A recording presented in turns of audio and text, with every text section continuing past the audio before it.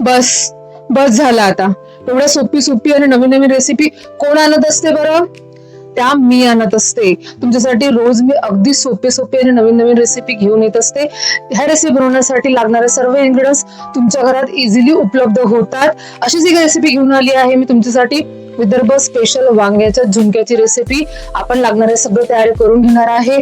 वांगी मी अशा प्रकारे कट केलेली आहे. तुम्ही वाटलं असेल छोट्या छोट्या पीसेस मध्ये कट करून घेऊ शकता. आता मिक्सरच्या भांड्यामध्ये घ्यायचं आहे आपल्याला कोथिंबीर, हिरवी मिरची आणि लसूण. आता याचं मस्तपैकी पेस्ट तयार करून घ्यायचे आहे. इकडे कढईमध्ये मी तेल गरम करायला ठेवलं होतं. त्यामध्ये टाकायचं आहे जिरं. स्वयंपाक करता करता गडबड झाली, थोडंसं तिखट मिठाचा डब्बा हल्ला तर जिऱ्यामध्ये तिखट गेलं होतं. सोबतच मोहरी आणि हिंग घालायचं आहे आपल्याला. हिंगामुळे बेसन जे आहे ते पचायला इझी होते. सोबतच टाकणार आहे कढीपत्ता. त्याला परतून घ्यायचा, व्यवस्थित सगळं शिजवून घ्यायचं आहे आपल्याला तेलामध्ये. अगदी सोपी सोपी रेसिपी असते. माझ्या व्हिडिओ तुम्ही शेवटपर्यंत बघत जा. आणि अशा नवीन नवीन सोपी सोपी रेसिपीसाठी तुम्ही माझ्या चॅनल सबस्क्राईब करा. माझ्या चॅनलला तुम्ही नक्की भेट द्या आणि या नवीन नवीन सोप्या सोप्या रेसिपींचा आस्वाद घेत जा.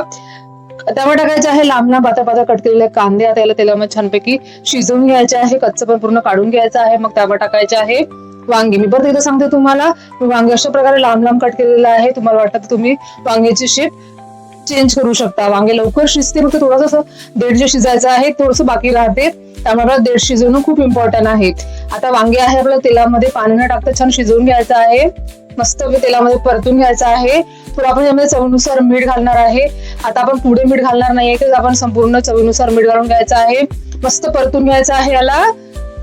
वांगे शिजवून घ्यायचे आहे तेलामध्ये. झाकण ठेवूया. झाकण ठेवून मस्त वांगे शिजवून घेऊया. बघा आपले वांगे शिजलेले आहे आणि देठ पण छान शिजलेले आहे. आता यामध्ये टाकायचं आहे आपण जे पेस्ट तयार केली होती, कोथिंबीर, हिरवी मिरची आणि लसूणची, ती घालायची आहे. त्याला व्यवस्थित परतून घ्यायचं आहे. थोडंसं पाणी घालून त्याला तेल सुटोपर्यंत छान व्यवस्थित शिजवून घ्यायचं आहे.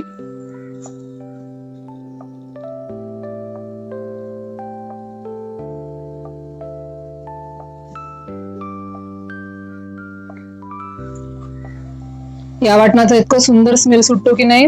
कोथिंबीर तेलामध्ये टाकल्यानंतर त्याचा इतका सुगंध सुटतो घरामध्ये. तेल सुटायला लागलं की त्यामध्ये आपल्याला हळद आणि धनापूड घालायचे आहे. आता व्यवस्थित परतून घ्यायचं आहे. हळद व्यवस्थित शिजवायची आहे आपल्याला. आता यामध्ये टाकणार आहे आपण एक छोटी वाटी घेतलेला आहे मी. एक छोटी वाटी आपल्याला बेसन टाकायचं आहे.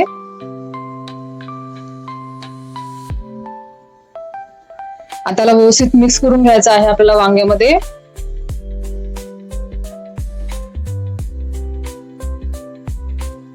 अगदी सोपी रेसिपी होती की नाही. सर्व इन्ग्रेडियंट्स आपल्या घरात उपलब्ध असतात की नाही. वांग्याची रोज रोज ती भाजी खाऊन कंटाळा आला असेल तर हे झुणका एकदा नक्की ट्राय करून बघा. अगदी नवीन रेसिपी आहे.